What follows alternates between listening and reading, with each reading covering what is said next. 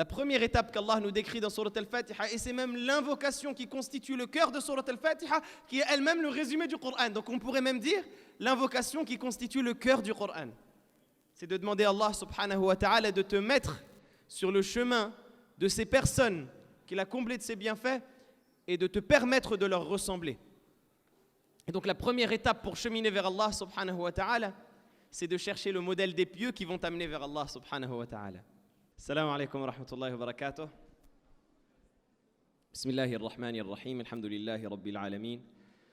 Wa usalli wa usallimu ala ashrafil anbiya'i wal mursalin nabiyyina Muhammadin wa ala alihi wa sahbihi ajma'in.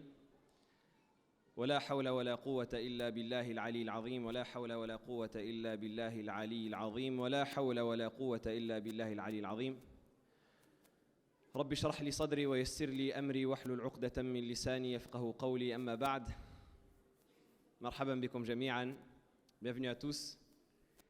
Très heureux d'être parmi vous dans cet endroit qui, bi'idhnillahi ta'ala, on l'espère, est considéré au regard d'Allah subhanahu wa ta'ala comme étant non seulement une assise de rappel autour de laquelle les anges se rassemblent, mais en plus de cela, une œuvre que l'on fait au profit d'une sadaqa jariyah, au profit d'une aumône continue, à savoir le soutien de la mosquée des Bleuets. On demande à Allah subhanahu wa ta'ala qu'il leur accorde son aide et qu'il place sa bénédiction dans ce projet et qu'il nous permette à tous et toutes d'être parmi ceux qui auront une pierre à apporter à l'édifice.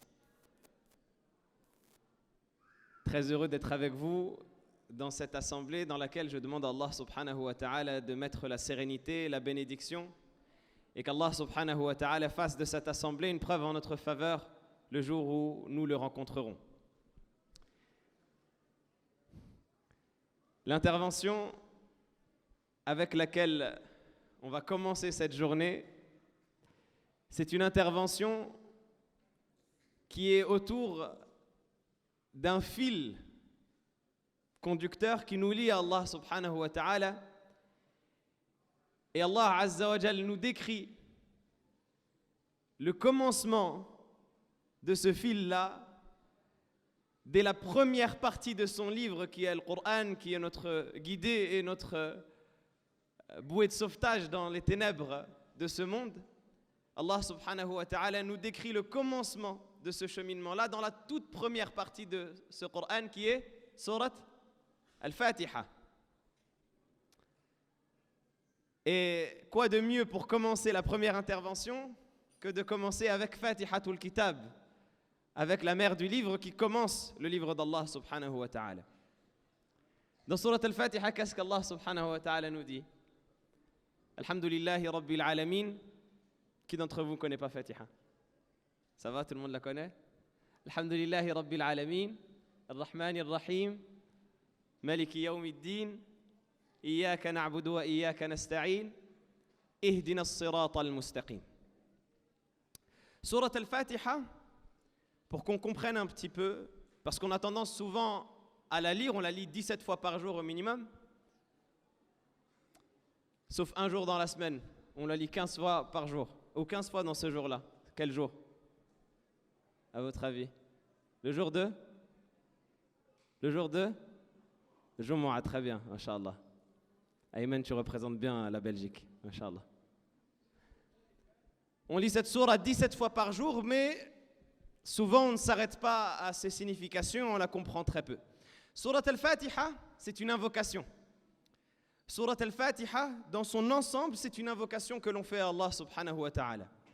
Et on commence cette invocation en faisant les louanges à Allah subhanahu wa ta'ala, et ça fait partie des bienséances qu'il y a dans l'invocation.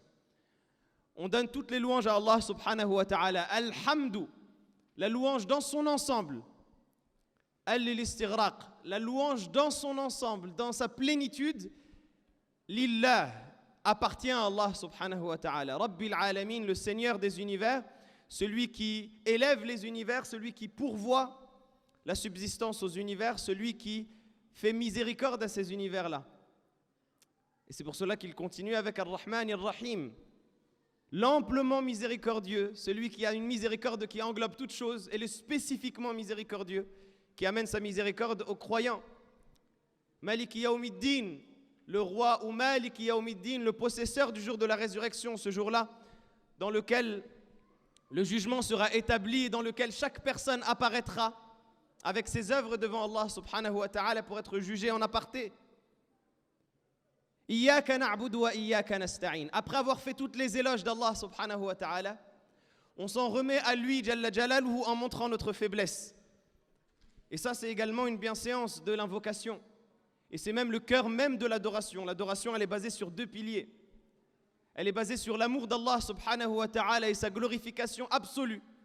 Et elle est basée sur le fait de s'humilier devant Allah subhanahu wa ta'ala ou de faire preuve d'humilité envers Allah subhanahu wa ta'ala, en fonction de comment on traduit al-khudu' al-dhul, de faire preuve d'humilité devant Allah subhanahu wa ta'ala et de se rabaisser devant Allah azza wa jal. Iyyaka na'bud, c'est toi seul que nous adorons. Wa iyyaka nasta'in, et c'est de toi dont nous demandons l'aide parce que nous sommes des serviteurs faibles et nous avons besoin de ton aide, ô Allah. Et après, quel verset vient? Ihdina as-sirat al-mustaqim. Comme si dans Surat al-Fatiha, Allah subhanahu wa ta'ala nous mettait implicitement sur la voie. Allah azza wa jal, il nous ordonne de l'invoquer en lui demandant quotidiennement, constamment, de nous guider sur la voie vers lui, de nous guider sur le chemin qui mène à lui, as-sirat al-mustaqim. Non seulement de nous guider en nous l'indiquant, mais de nous guider également en nous raffermissant sur ce chemin. Ihdina ila as-sirat al-mustaqim, ihdina ala as-sirat al-mustaqim. La particule, elle n'a pas été mentionnée pour que ça englobe toutes les significations. Guide-nous le chemin droit, c'est-à-dire vers le chemin droit, sur le chemin droit, montre-nous le chemin droit d'entre toutes les divergences et raffermis-nous sur ce chemin droit jusqu'à ce que l'on parvienne à toi et jusqu'à ce que l'on atteigne notre objectif. Mais une fois arrivé à ce stade, il y a une question qui vient à l'esprit normalement de la personne qui médite sincèrement et qui ne va pas réciter machinalement. La question qui vient à l'esprit, à votre avis, c'est quoi? Ihdina as-sirat al-mustaqim. Allah azza wa jal nous parle d'un chemin en nous disant le chemin. Donc on est censé le connaître, n'est-ce pas? Il ne nous dit pas guide-nous vers un chemin. Il nous dit guide-nous vers le chemin. C'est comme si je te dis prends la route. Tu vas me dire quelle route, n'est-ce pas? Comment je sais quelle route prendre? Quelles indications il y a pour m'indiquer le chemin à prendre? Comment est-ce que je peux savoir lequel de tous ces chemins que j'ai en face de moi est as-sirat al-mustaqim, n'est-ce pas? C'est logique.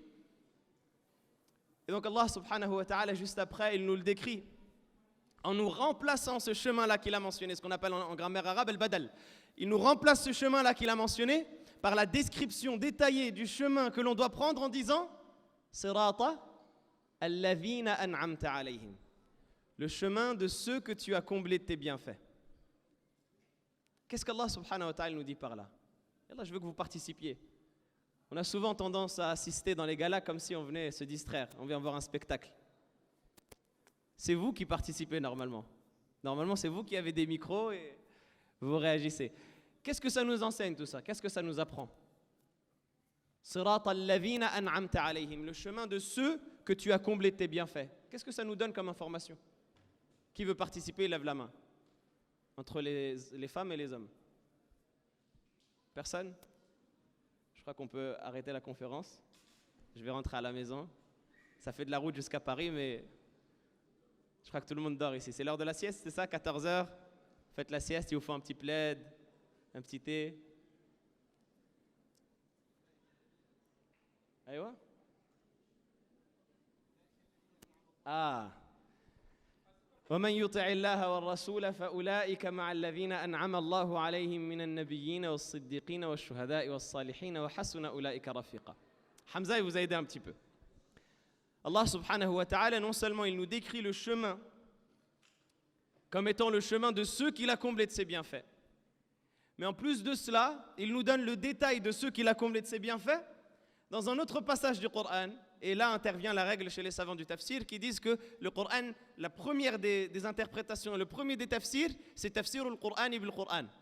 C'est le fait d'interpréter le Coran avec le Coran, de chercher là où les passages qui sont résumés sont détaillés à d'autres passages, à d'autres endroits.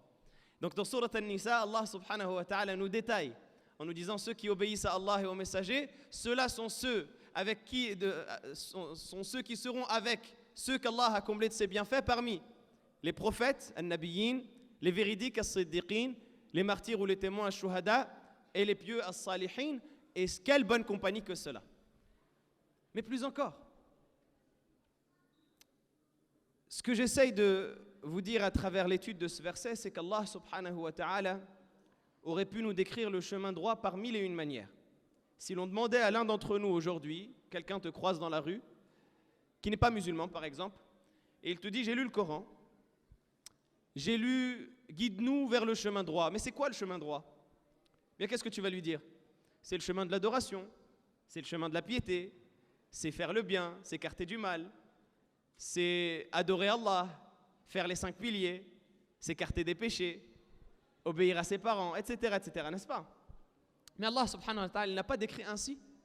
Et Allah azza wa jal, il n'a même pas attribué ce chemin à lui-même, jalla jalaluhu, comme il l'a fait à d'autres passages, comme la fin de Surat Ash-Shura, siratillahi alladhi lahu ma fi samawati wa ma fi al-ard, ala ila Allahi tasiru al-umur. Le chemin d'Allah à qui appartient tout ce qu'il y a dans les cieux et la terre. Allah azza wa jal ne l'a même pas attribué à lui-même, jalla jalaluhu, il l'a attribué à des hommes. Il l'a attribué à des humains, à des créatures. Allah subhanahu wa ta'ala nous dit ce chemin-là, qui est le chemin droit, c'est le chemin de ces gens. À votre avis, qu'est-ce que ça veut dire?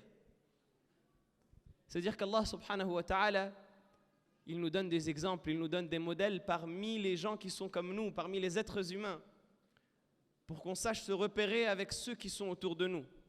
Parce que l'être humain, c'est un animal politique, disait Aristote. Al-insan madani ut-tab'a, disent les savants. C'est un homme qui... L'être humain, c'est une créature qui doit vivre en société. Et donc forcément, l'être humain va chercher des modèles. Forcément, l'être humain va se repérer et imiter ce qui a été fait avant lui. L'être humain va chercher un repère, va chercher un exemple à suivre dans sa famille, dans son entourage, dans les personnes qu'il fréquente, etc. Et ces modèles-là, ils vont l'amener vers des voies diverses et variées, en fonction de chacun de ses croyances, de son comportement, de ses objectifs, etc. Mais Allah subhanahu wa ta'ala, il nous donne les bons modèles à suivre. Et il nous montre que l'on doit s'entourer de ces modèles-là pour cheminer vers lui, Jalla Jalaluhu. Et ces modèles-là, en très résumé, ce sont les pieux qu'Allah subhanahu wa ta'ala a agréés, et à leur tête les prophètes. Ulaika alladhina hadallah fabihudahu muqtadih. Allah azza wa jal nous dit dans un autre passage du Coran, ceux-là sont ceux qu'Allah a guidés, suis donc leur guidés. Et donc ça nous montre quoi?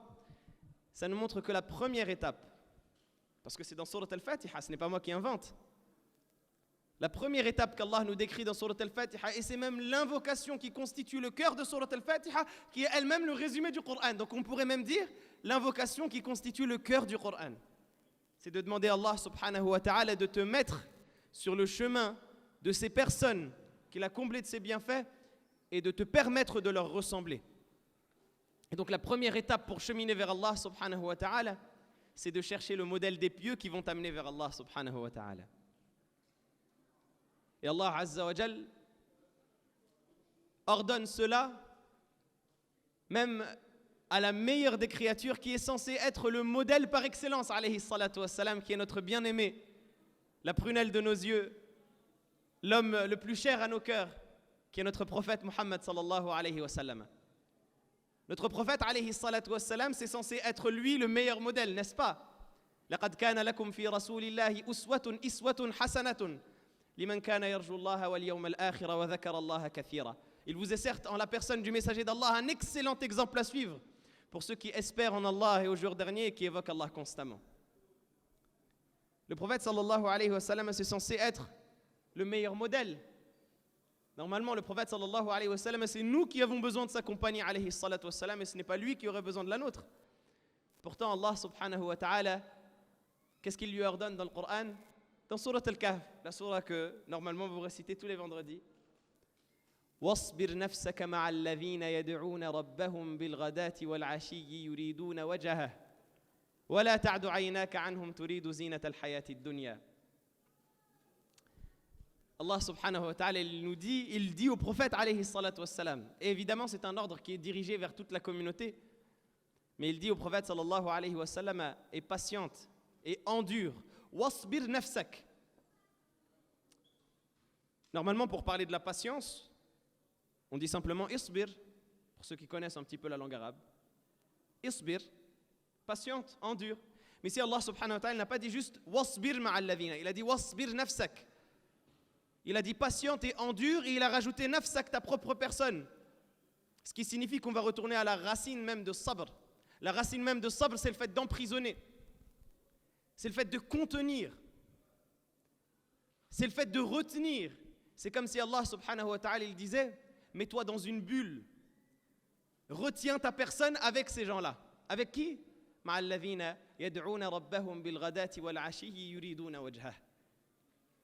Avec ceux qui invoquent leur Seigneur matin et soir en espérant sa face et sa récompense. Jalla jalaluhu.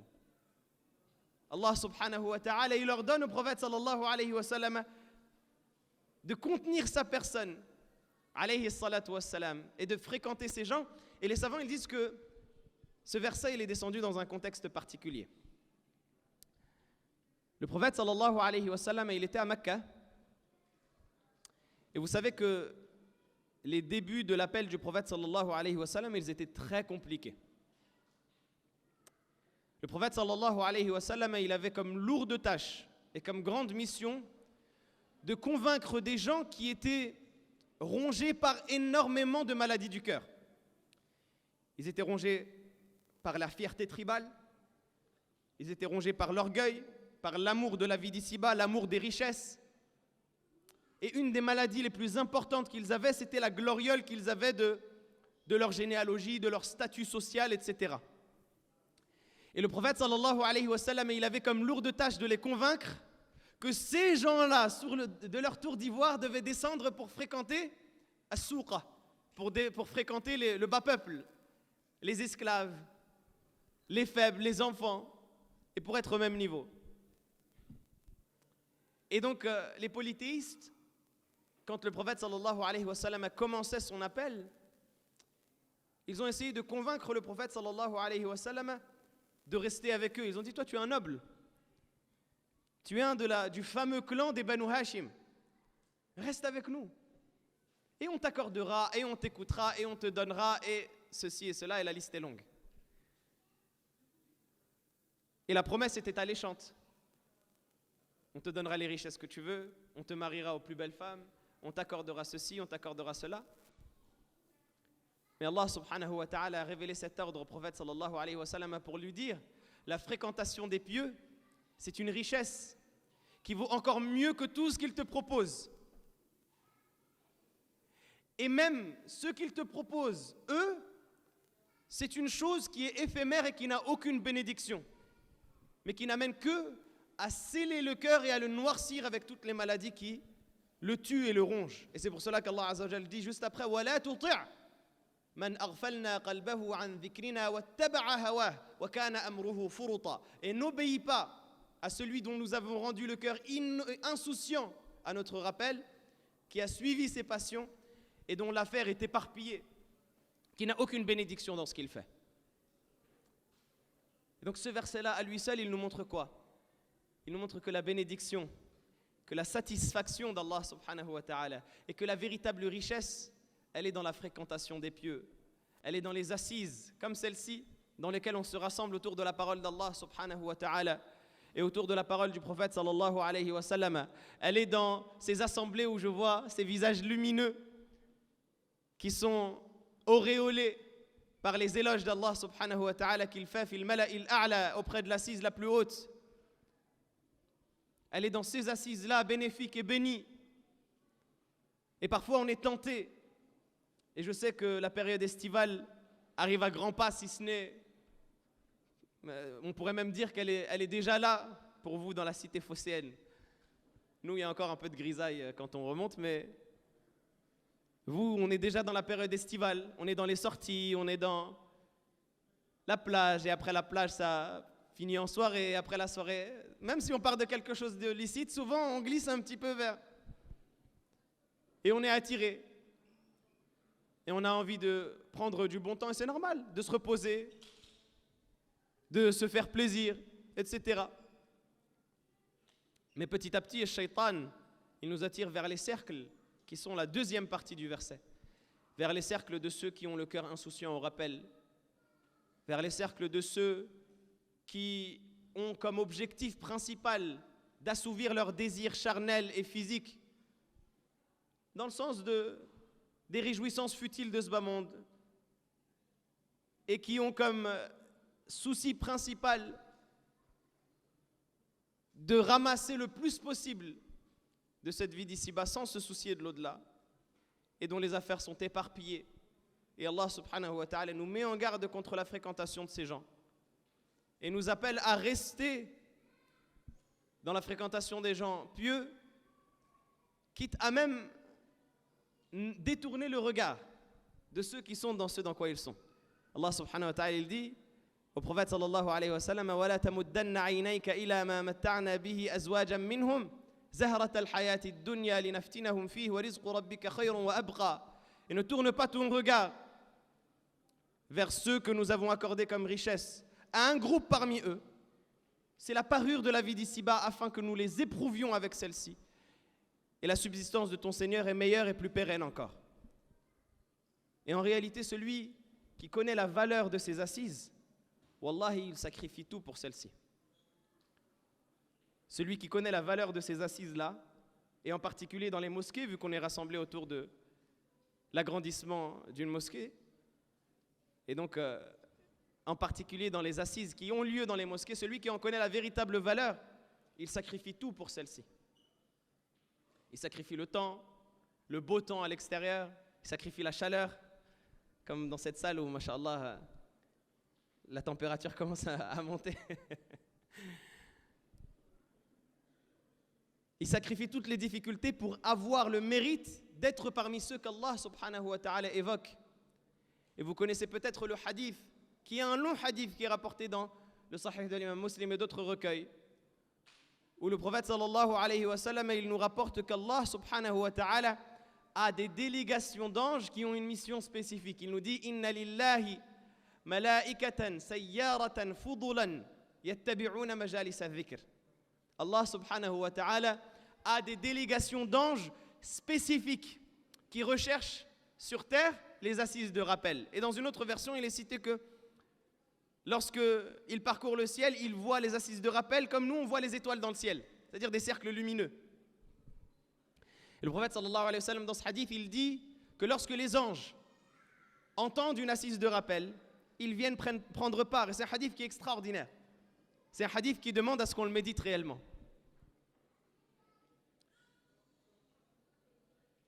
Lorsqu'ils entendent une assise de rappel, ils assistent. Et ils assistent jusqu'à remplir l'assise et à l'entourer. Au point où lorsque l'assise est remplie, eh bien, les anges se mettent les uns sur les autres et les uns sur les autres jusqu'à atteindre le ciel. Et on espère et on demande à Allah subhanahu wa ta'ala d'être parmi ces assises-là et que la nôtre soit comptabilisée parmi celles-ci et que les anges soient parmi nous actuellement. Et donc ils l'entourent et ils l'englobent du stade de la vie d'ici-bas jusqu'au premier ciel. Et ensuite, lorsque l'assise est finie, ils s'en vont faire ce qu'on pourrait appeler leur rapport vis-à-vis d'Allah subhanahu wa ta'ala. Et Allah azza wa jalla, le prophète sallallahu alayhi wa sallam, nous dit, Allah subhanahu wa ta'ala les questionne alors qu'il sait mieux qu'eux. فَيَسْأَلُهُمْ وَهُوَ أَعْلَمُ بِهِمْ. Et il les questionne, il leur dit, comment avez-vous laissé mes serviteurs dans cette assise-là? Et ils disent, nous avons laissé tes serviteurs en train d'évoquer le paradis et de l'espérer. Et Allah subhanahu wa ta'ala il dit, est-ce qu'ils ont vu le paradis? Et les anges disent non. Ils ont entendu, ils ont cru au paradis et ils demandent le paradis alors qu'ils ne l'ont pas vu. Et Allah subhanahu wa ta'ala il dit ensuite, et de quoi est-ce qu'ils demandent protection? Et les anges disent, ils demandent protection de l'enfer. Et Allah subhanahu wa ta'ala dit, est-ce qu'ils ont vu l'enfer? Et les anges disent non. Et donc ça veut dire que ces gens-là, ils croient en l'enfer et ils demandent protection de l'enfer alors qu'ils ne l'ont pas vu. Et Allah subhanahu wa ta'ala, le hadith est long, j'essaye de le résumer. Allah subhanahu wa ta'ala, il dit, alors attesté que je leur ai accordé ce qu'ils espèrent et que je les ai préservés de ce qu'ils craignent. Je leur ai accordé le paradis et je les ai préservés de l'enfer. Pour cette assise-là dans laquelle ils se sont rassemblés. Et là, les anges s'exclamaient, ils disaient, Ya Allah, dans cette assise-là, il y en avait un parmi eux qui n'est pas venu pour l'objectif pour lequel ils étaient rassemblés. Il n'est pas venu pour participer à l'assise de rappel. Mais simplement, il avait un besoin, il avait quelque chose à demander à l'une des personnes qui était présente, et donc il a pris part à l'assise et il a attendu que cette personne finisse pour accomplir son objectif. Mais il n'avait pas comme intérêt d'assister à cette assemblée. Qu'est-ce que les anges ils veulent dire par là? Ils veulent dire, est-ce qu'on lui inscrit également la récompense à lui, alors qu'il n'était pas là pour cet objectif? Il était là pour vendre et acheter, il était là parce qu'il avait une dette envers Foulan, ou parce qu'il avait une créance chez Foulan qu'il voulait récupérer. Il était là parce qu'il avait un objectif mondain et il a simplement pris part, parce qu'il voulait assister, il voulait attendre cette personne-là, mais il n'avait pas comme objectif d'assister. Et Allah subhanahu wa ta'ala, il dit cette phrase qui est extraordinaire. Il dit, Humul julasa la yashqa bihim jalisuhum. Ces gens-là sont une assise, ces gens-là sont une assemblée dont toutes les personnes qui y ont pris part et que toutes les personnes fréquentes ne peuvent connaître la tristesse. La yashqa bihim jalisuhum, c'est-à-dire que toutes les personnes qui ont le mérite de participer à l'assemblée, même si dans sa tête il avait autre chose, eh bien il connaîtra la même rétribution et la même récompense au vu de la générosité d'Allah subhanahu wa ta'ala qui englobe et qui recouvre toutes ces personnes de par sa donation suprême, Jalla Jalaluhu. Et donc pour conclure, ce hadith-là, ça fait partie des très nombreux hadiths qu'on aurait pu citer sur les mérites de la bonne fréquentation d'Allah subhanahu wa ta'ala, sur les mérites de la recherche de la fréquentation des pieux. Et j'insiste sur le fait qu'on est dans une époque où on est en perte de repères. Et on est dans une époque où ceux qui réfléchissent un minimum pour des objectifs qui ne sont pas louables et pas sains, malheureusement, mais qui réfléchissent, ils ne perdent pas de temps pour nous proposer des modèles qui vont nous amener là où ils veulent eux. Ceux qui veulent amasser la dunya, ceux qui adorent ce bas monde et la matière de ce bas monde, ils ne perdent pas de temps pour nous proposer des modèles, des exemples qui vont nous influencer, le terme à la mode en ce moment, l'influence. Des modèles qui vont nous influencer dans notre manière d'être, dans notre manière de paraître, dans notre comportement, dans notre attitude, même dans notre apparence, jusque même dans les mots que l'on utilise, et ce depuis le plus jeune âge. Et ça fend le cœur, wallahi, ça fend le cœur quand on entend des gens, ou des enfants plutôt, en bas âge, répéter des immondices qu'ils ont entendues dans la bouche d'un tel, ou dans tel contenu, ou dans telle vidéo, autre que cela. Ça nous montre vraiment qu'on est dans une bataille d'influence, on est dans une bataille de modèles. Et si on échoue à proposer les bons modèles, on ne pourra que se mordre les doigts quand on verra que les mauvaises graines ont donné de mauvaises plantes.